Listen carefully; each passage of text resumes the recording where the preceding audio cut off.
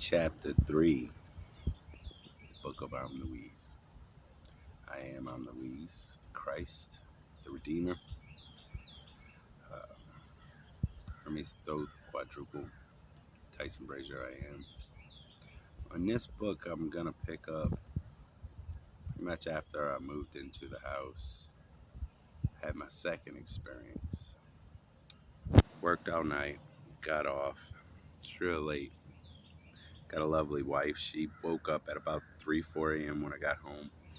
Started making me some breakfast. At that point, my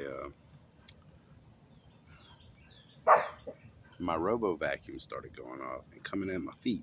Boom, boom, boom. Now, this thing has to be manually turned on, might I add. So I turned it off several times, go put it back on the charger. Kept repeating, come bump me in the foot.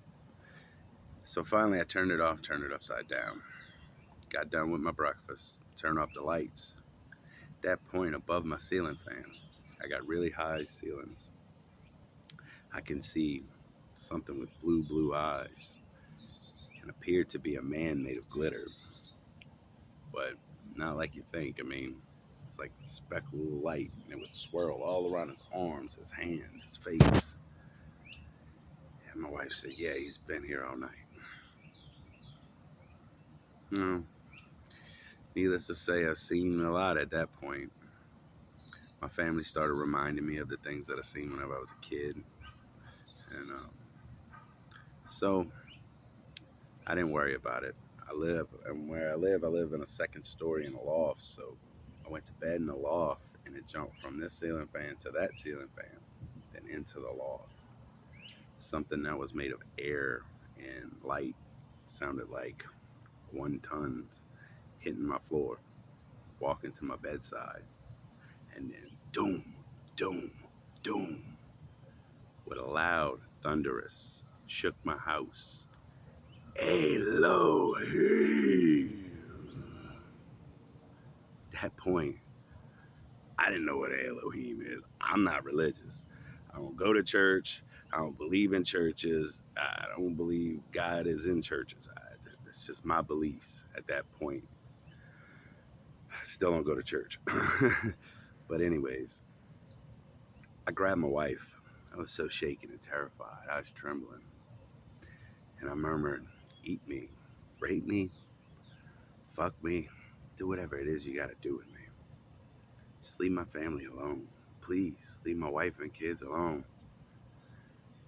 Whatever I agreed to, I agreed to. Man, I don't remember it being a long night. Finally got some rest, and when I woke up, first thing that popped in my brain was, it's time to read a Bible. Got into the New Testament, what it says right there, black and white. His name's Elohim. I said, what in the world is going on? So then, this went on for about a month. This being named Elohim come and visit me, be by my bedside. Then things started getting strange. One night he said, told me goodnight. He said, wait, I got a surprise for you.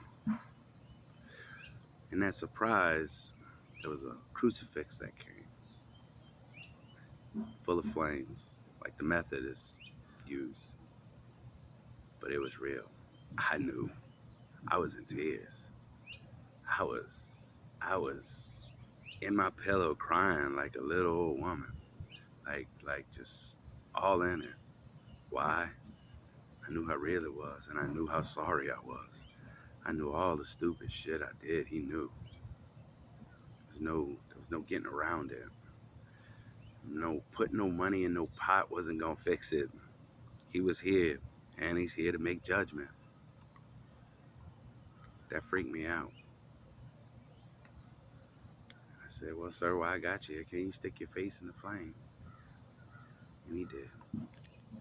About half of it, like that. And then he back into the fire. I wasn't asleep. I woke my wife up and told her immediately. that's when things started getting really interesting. Started seeing all kinds of things. We were so freaked out, I started putting cameras watching me to sleep. Um, Never thought that life would be like this. Then we started catching strange things that were on camera that most people are putting on the internet now.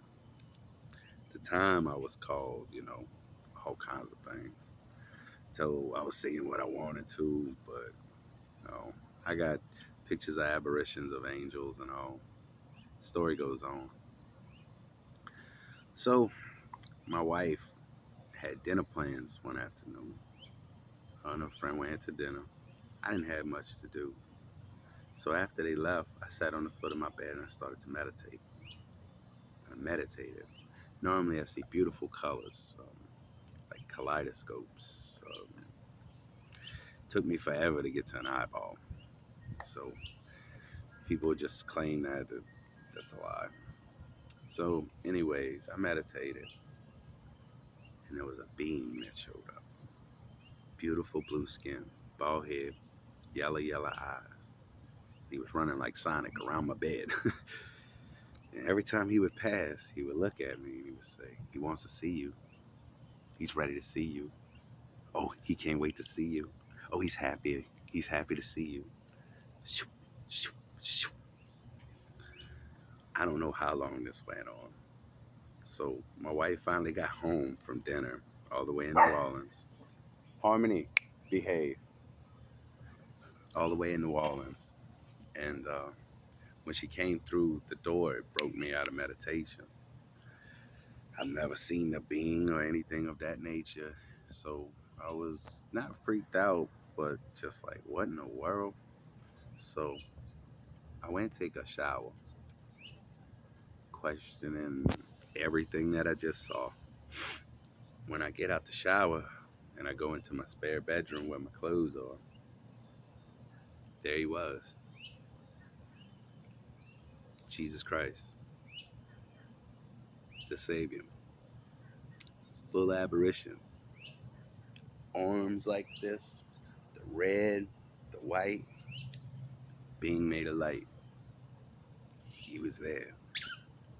They say you will kneel before him. That's true. It was like a cane hit my knees immediately. Whack.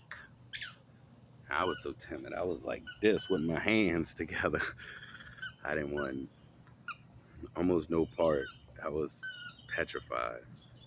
Um, that's when he said, "Son, what are you doing?" And I said, "Well, I'm sorry for everything." He said, "Stop it now." He said, "Don't you understand?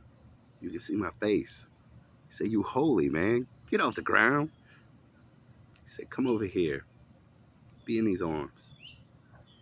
So I did. We had a talk. By the end of the conversation, he made it very clear. The story that was told about him, he don't like. He's here now. He's here to settle the score, settle the story. He wants a new story, the right story, the story of Jesus Christ's ascension, not his crucifixion. The Jesus Christ I got to meet, he told me he was never crucified.